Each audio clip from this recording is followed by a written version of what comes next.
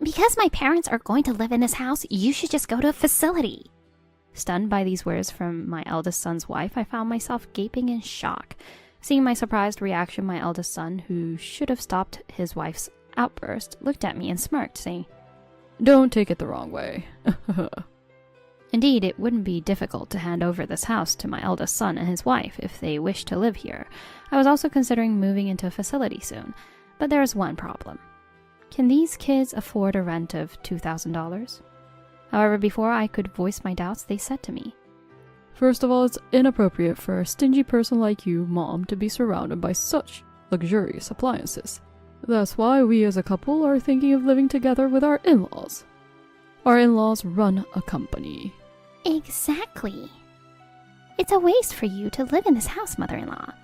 People like us should be living in this house. Noblesse oblige, right?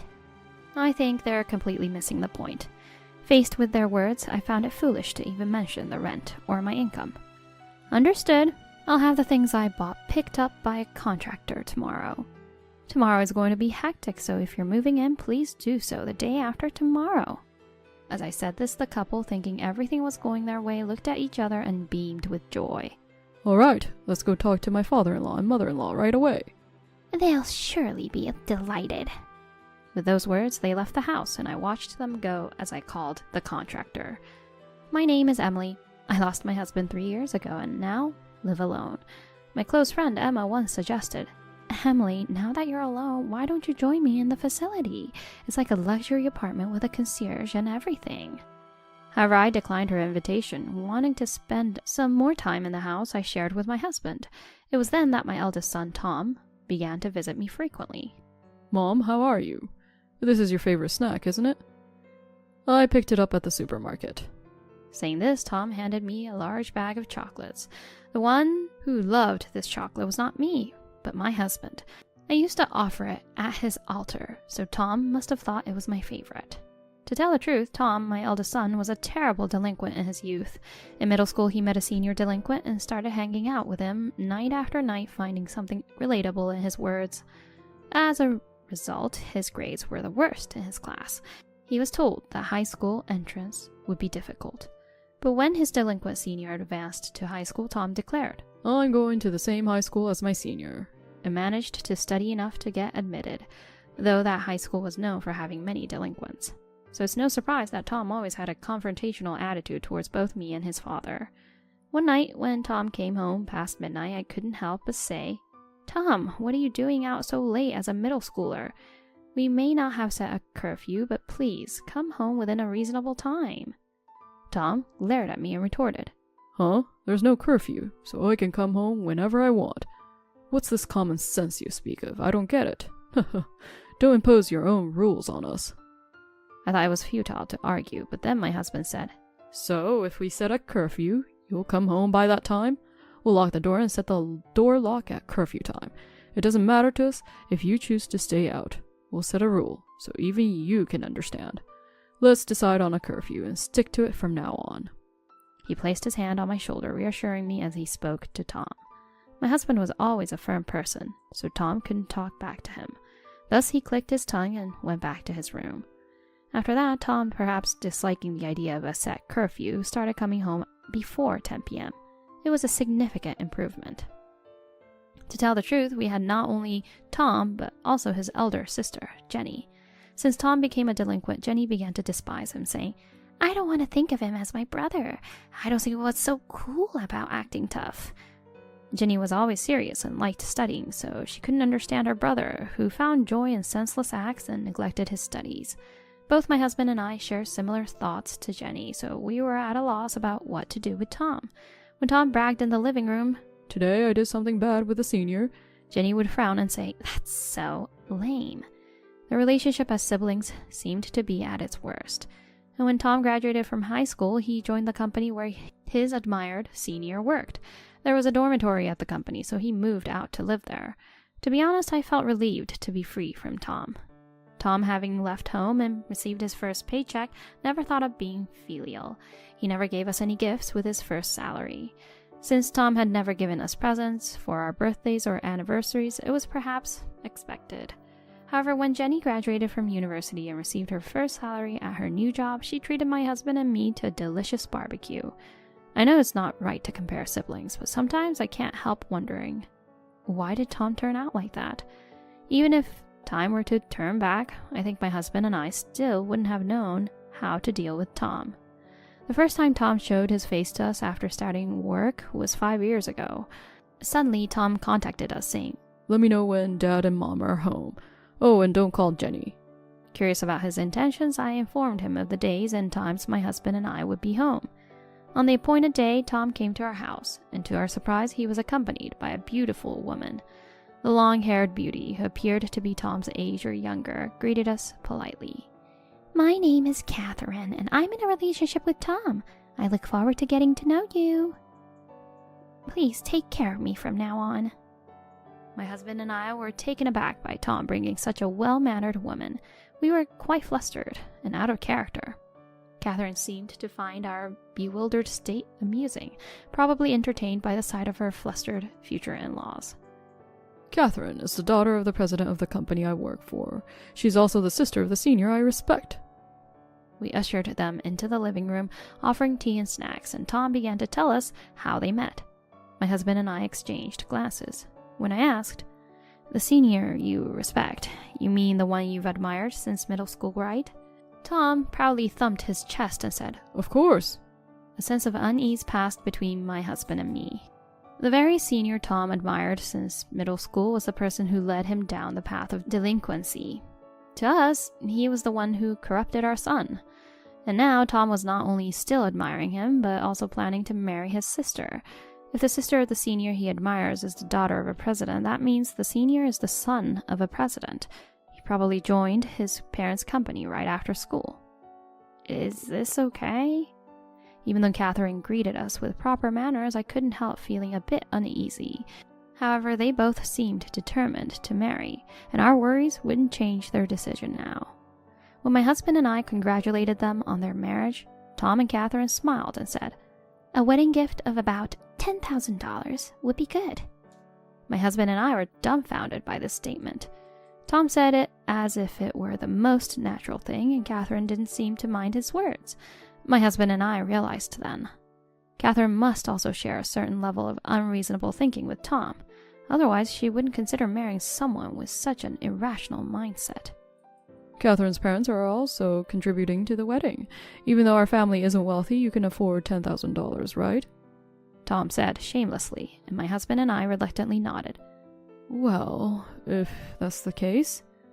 Perhaps nodding in agreement then wasn't the best decision.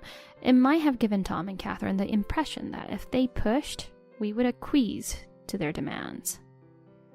My husband and I thought that if the bride's family was contributing to the wedding, we should too, but it seemed to us that Tom and Catherine were only thinking about getting money.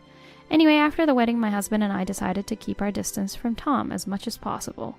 However, 3 years ago, my husband passed away, and I met Tom and Catherine again after a long time. They were polite like the other mourners and paid their respects to my husband, but Jenny overheard them whispering, "How much inheritance is there?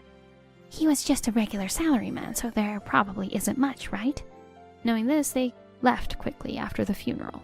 Tom's attitude changed when he saw the house I currently live in. "I heard you moved, but wow, this house. It's even bigger and nicer than where Catherine and I live." He excitedly explored the house.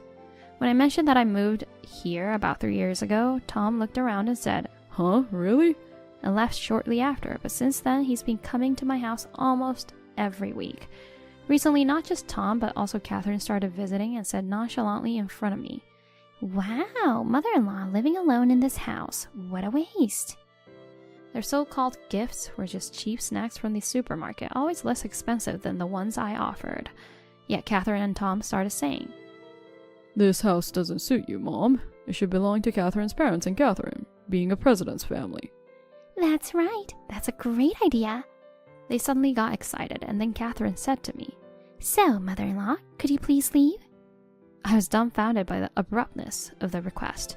Seeing my confused state, Catherine got irritated and said, "My parents will live here, so just go to a facility or something." Tom, who should have stopped Catherine's outburst, just grinned at me and said, "Don't take it the wrong way." "Indeed, my close friend Emma has invited me to join her in a facility, and I have been feeling lonely, living alone in this house. So leaving this house isn't a problem, but there's just one issue. Can these kids afford a rent of $2,000? Before I could ask them any of my concerns, they said to me, "First of all, a stingy person like you shouldn't be surrounded by such luxurious appliances. It's not fitting for you. So we as a couple are thinking of living here with our in-laws. Our in-laws run in a company after all." Exactly. It's wasteful for you to live in this house, mother-in-law. People like us should be living in this house. Noblesse oblige, right? I think they're completely misunderstanding the meaning. It seemed foolish to even talk about rent or my income. Understood. I'll have the items I bought picked up by a contractor tomorrow. Tomorrow will be hectic, so if you're moving in, please do so the day after tomorrow. As I said this, the two of them, thinking everything was going their way, looked at each other and smiled broadly. "Great. Let's go tell father-in-law and mother-in-law right away." They'll surely be delighted. With that, they left the house, and I called the contractor. The next day, I had the contractor remove all the furniture and appliances from the house. I sorted things to sell and to keep, temporarily storing what I kept in rental storage. After telling my close friend Emma about wanting to enter a facility, she immediately arranged for me to meet the owner. The day after the movers came, I spoke with the owner and completed the entry procedures.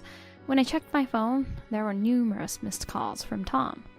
I answered the phone as it seemed he was calling again. "Hello, what's the matter?" "What's the matter? What do you mean, what's the matter? Why is there nothing left in the house? We said we were going to live here, and you stole everything." I let out a big sigh. Stealing is such a harsh term. Everything in that house was brought by your father and me. You didn't buy any of it, so I only took what belongs to me. But, we said we were going to live there. You should have left the appliances for us." What are you saying? You two, who told me that the house is too good for me and kicked me out, expect me to leave the appliances? Don't be ridiculous. Why should I do such a thing for you? "But I'm the eldest son." So what? Being the eldest son doesn't mean you get pampered. It's utterly foolish. Have you ever done anything to deserve my pampering? That's, Of course, I love my child. However, I no longer feel any desire to give anything for free to my eldest son, Tom, who has been rebellious towards my husband and me for so long and never once thanked us for what we did. The last time we thought of giving something for free was when we were asked to give $10,000 as a wedding gift. Even after receiving the gift, Tom said, "Well, our family isn't wealthy, haha. This must be your limit." without a word of thanks. When I told my close friend Emma about what Tom and Catherine said to me yesterday, she got angry as if it was her matter, saying, How dare they? They never thanked Emily even once. So brazen. There's no need to forgive such behavior, even if they are blood relatives. Besides, they're adults with their own families now. You don't have to look after them like you would for children.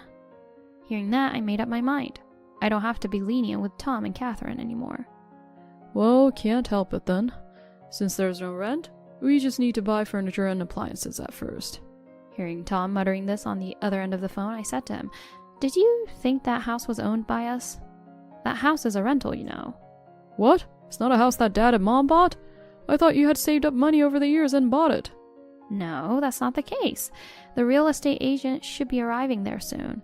They can explain everything in detail. The rent for that house is $2,000. Huh? $2,000? Wait, does that mean Dad and Mom were paying $2,000 every month to live in this house? That's right. So they weren't poor after all. I don't understand why Tom calls us poor. Maybe it's because he married Catherine, the president's daughter, and started thinking that way. Ever since his rebellious phase in middle school, Tom never really involved himself with us, his parents, so it's not surprising that he doesn't know about our jobs.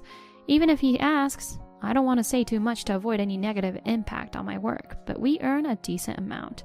Now I also have my husband's inheritance. By the way, the rent for the house we originally lived in was $2,000, but the rent for the luxury facility I'm moving into is $3,000 per month. If I can afford that, I'm certainly not the poor person Tom and Catherine seem to think I am. $2,000 a month? What should we do? I can't afford that. Then Tom called out to Catherine and her parents, who seemed to be nearby. This house is a rental. The rent is $2,000 a month. Father-in-law, could you pay it? I was dumbfounded by his words. He probably boasted to his in-laws, saying he'd handle everything, thinking he would get a house. But now that he knows there's rent and can't afford it, he turns to his father-in-law, a company president, for help. Catherine's father, who was called by Tom and Catherine, was furious. You called us here to show us something, and now you're suddenly talking about living together? You expect us to pay the rent for this house? No one would be happy being surprised with such a thing. Besides, this is the place where your mother lived. What have you done to her? You unfilial wretch. Did you drive her out? I had met Catherine's parents once, and they were both strict people, actively working in their company. However, it seems Catherine's brother had become a delinquent without their knowledge due to their busy schedules. Now he's employed in their company, being rigorously retrained. Such strict parents would never approve of Tom and Catherine's plan. We're not going to live together. Clean up your mess. And Catherine, you're going to work in our company. I'll reform that attitude of yours, thinking you can always get your way and take advantage of others. After this exchange between Tom, Catherine, and Catherine's angry parents, I hung up the phone. As expected, Catherine's parents rejected their plan for living together. Consequently, Tom, unable to afford the $2,000 monthly rent on his salary, couldn't move in. Later, Tom was deemed in need of education by Catherine's parents and is now being rigorously trained, just like the senior he admires. Catherine also joined her father's company to learn about the harsh realities of society. While I hope the strict upbringing by Catherine's parents will straighten them out, I've decided not to involve myself any further and will not worry about it. Now I enjoy my time with my close friend Emma, occasionally having tea parties with my elder daughter Jenny, who brings seasonal fruits as gifts.